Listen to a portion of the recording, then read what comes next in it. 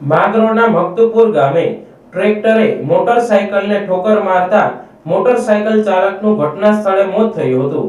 અકસ્માતમાં ઘવાયેલ યુવાનને માંગરોળ સરકારી હોસ્પિટલે ખસેડવામાં આવતા ડોક્ટર દ્વારા યુવાનને મૃત જાહેર કરવામાં આવ્યો હતો.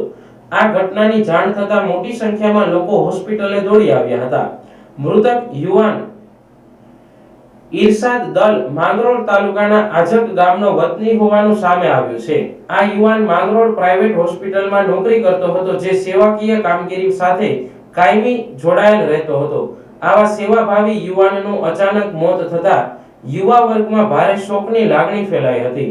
ઈરશાદ દલ માંગરોળથી પોતાના ઘરે આજક જવા નીકળ્યો હતો, ત્યારે રસ્તામાં મકતુપુર ગામે પોલીસ ચેકપોસ્ટ પાસે ટ્રેક્ટરે ઠોકર મારતા તેનું મોત નીપજ્યું હતું.